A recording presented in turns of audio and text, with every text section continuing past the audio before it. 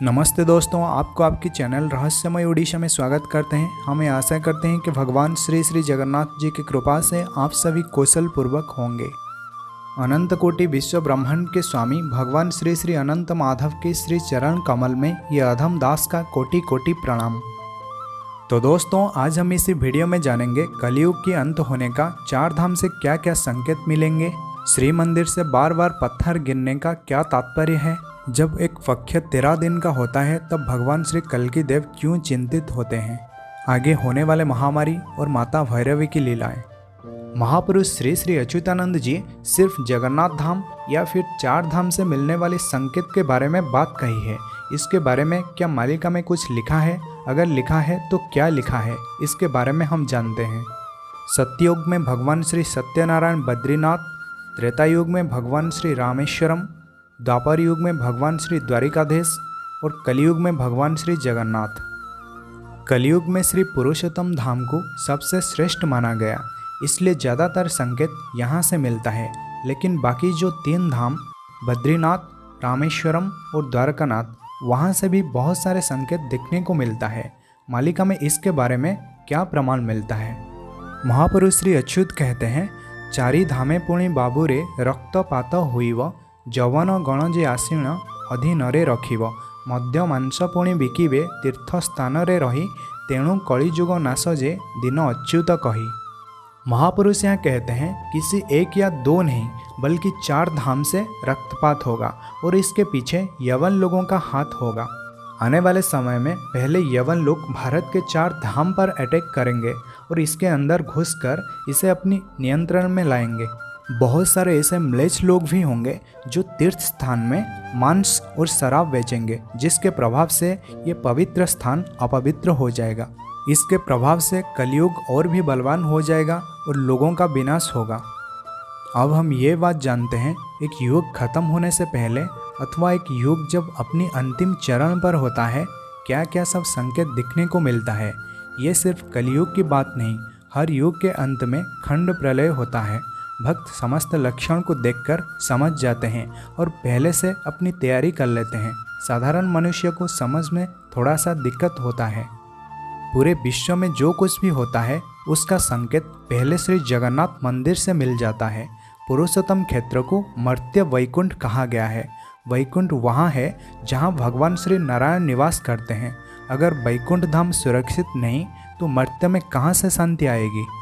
भगवान हम सबके माता पिता हैं, इसलिए हम पर जो विपत्ति आता है पहले भगवान इसे अपने आप पर ले जाते हैं। कुछ दिनों पहले भगवान श्री जगन्नाथ की रोष घर में किसी ने घुसकर बहुत संख्यक चोला तोड़ दी। इससे ये मालूम पड़ता है कि बहुत ही जल्द पूरे विश्व में फूड क्राइसिस होने वाला है। 2019 फोनी साइक्लोन में श्री मंदिर से एक बहुत बड़ा पत्थर नीचे गिर गया। किसी को पता नहीं चला कि वो पत्थर मंदिर के कौन से पार्ट से गिरा है। पहले भी कई बार ये घटना हो चुका है।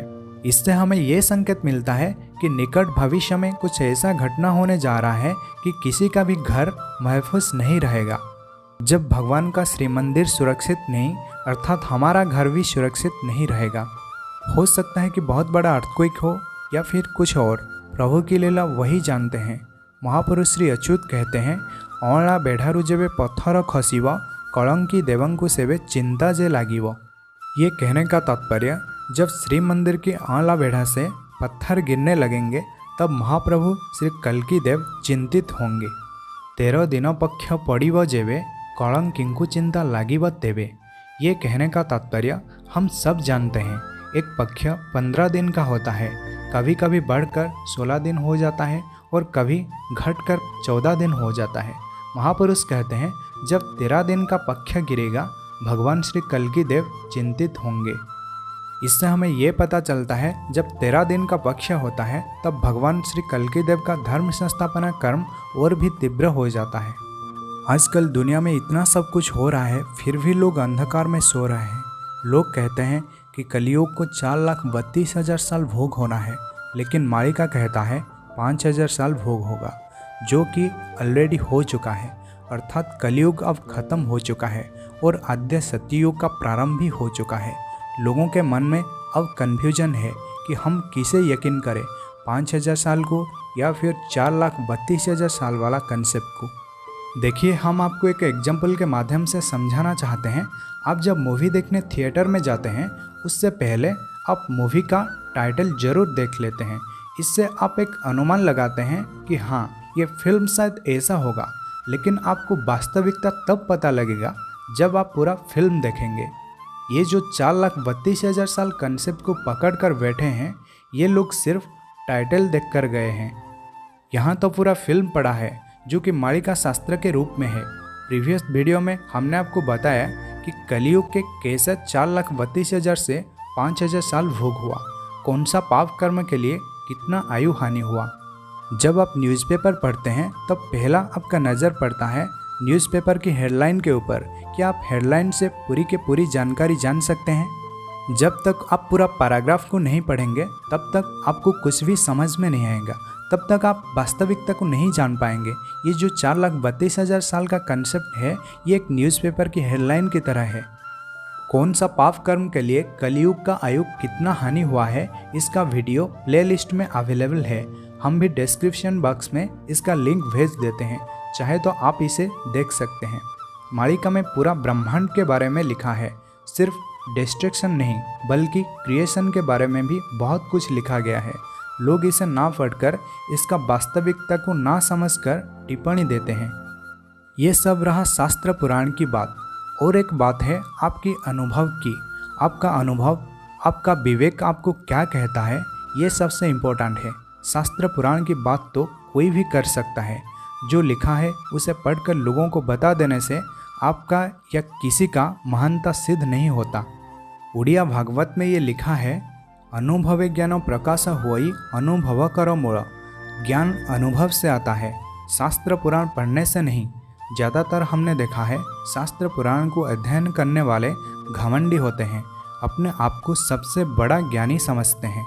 जो जितना अनुभवी है वो ज्ञान का सूक्ष्म रूप को अति सहजता से समझ सकता है। आप जरा अपनी विवेक से पूछिए, अब कितना पाप बढ़ चुका है। हर रोज़ खुलेआम कत्ल होता है, निष्पाप प्राणियों का हत्या होता है। नारी अपनी लज्जा को त्याग करके बाजार में नंगा घूम रहे हैं। पुरुष अपनी पुरुषत्व को भूलकर निरीह स्त्री के साथ बलात्कार करते हैं। सत्य, शांति, दया, धर्म नामक कोई चीज़ नहीं रहा। कलियुग को सिर्फ 5,000 साल हुआ है और पाप इतना ज़्यादा बढ़ गया है, धरती माता इसे सहन करने में अभी असमर्थ है। अब इतना ज़्यादा गर्मी हो रही है कि मानो अग्नि बरस रही है। जल, स्थल, आकाश सब पॉल्यूटेड हो चुका है। आप जरा 4,32,000 साल का इमेजिन कीजिए। ये फालतू की कंसेप्ट को आप पकड़ कर ना बैठिए। अब समय है आप खुद को परिवर्तन कीजिए। हमारे इसी वीडियो को हज़ारों लोग देखते हैं। कई सोचते हैं ये फालतू की बकवास कर रहा है। कुछ लोग इसलिए देखते हैं कि उन्हें अच्छा लगता है। बहुत ही कम लोग हैं जो इसे समझने की प्रयत्न करते हैं, अपने आप को परिवर्तन करने की कोशिश करते हैं।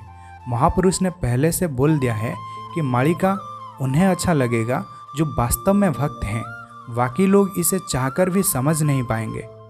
महापुरुष श्री अच्युत लिखते हैं, कृष्ण भावरस नुह वेदाभ्यास पूर्वों जारो भाग्य थी। ये कहने का तात्पर्य भगवान श्री कृष्ण के प्रति मन से भाव भक्ति का संचार तब हो सकता है अगर पूर्व जन्म से आपके ऊपर भगवान की कृपा हो। वेद उपनिषद पठन करने से भक्ति प्राप्त नहीं होता। इसीलिए एक सच्चा भक्त प्रभु की श्री चरणों में हमेशा भक्ति की भिक्षा करता है, ज्ञान की नहीं। भक्ति से आपके अंदर ब्रह्म ज्ञान का उदय होता है। ब्रह्म एक परिपूर्णतम तत्व है।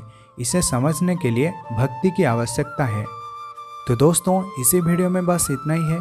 अगर आप लोगों के मन में कोई भी डाउट है तो आप हमें कमेंट सेक्शन में ज़रूर पूछिएगा। तो आप सभी को जय जगन्नाथ, जय पंचसखा, जय ओडिशा, जय भारत।